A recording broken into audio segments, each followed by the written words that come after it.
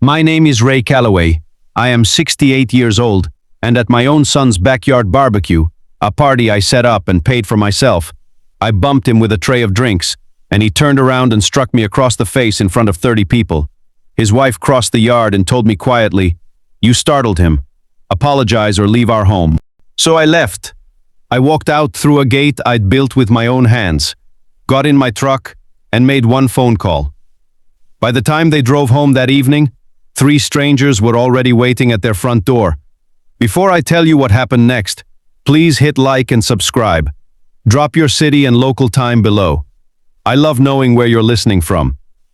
Now let me take you back a few hours to a Saturday morning when I was still the man buying the lemonade for a party I wasn't even invited to.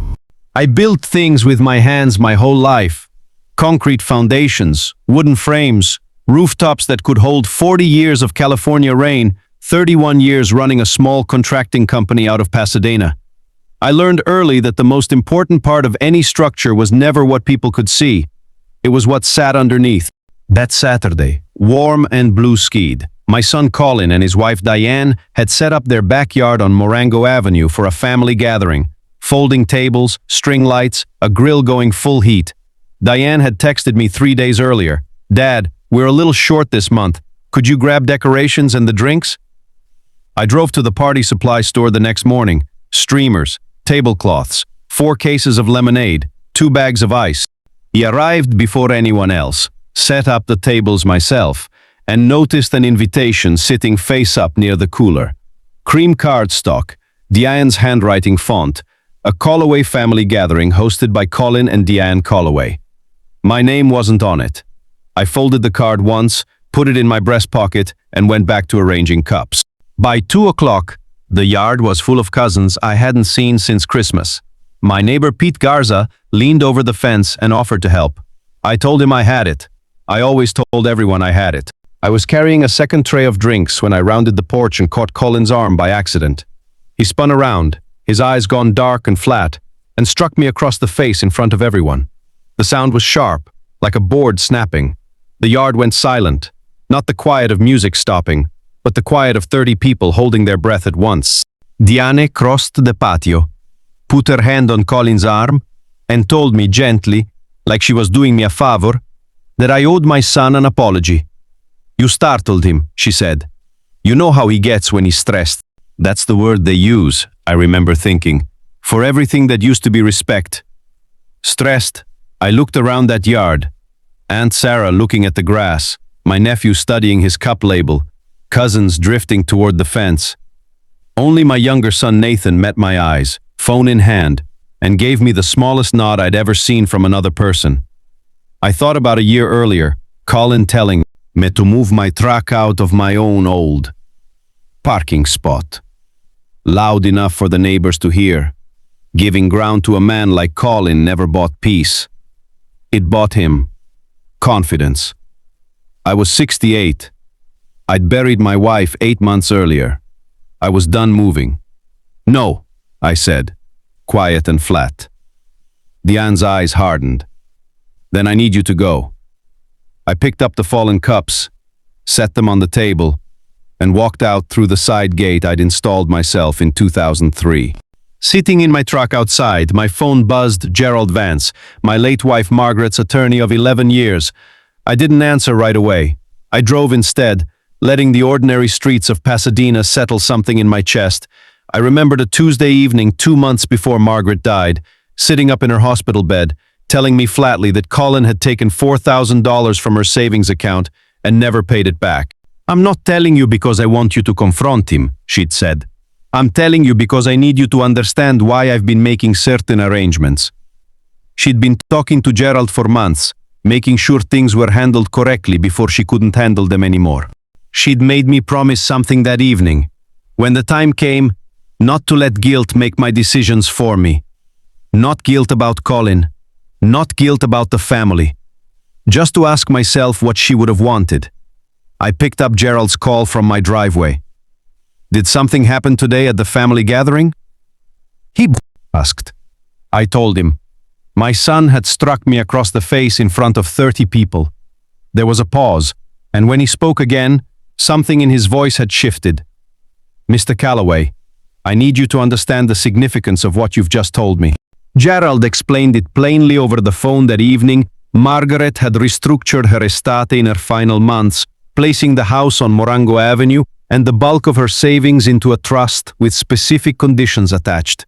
Conditions Gerald had been quietly monitoring, waiting to see whether they'd ever need to be enforced. Colin called twice over the following days, his tone shifting between irritation and a strange, clipped apology that never fully arrived. You made a big deal out of nothing, Dad. Diane's still upset you walked out like that. I'll think about it, I told him, and gave nothing else away. Nathan showed up at my house on Mentor Avenue 2 nights later, sitting quietly at my kitchen table while I watered Margaret's geraniums on the porch. I got the whole thing on my phone, Dad, he said. From the moment he hit you.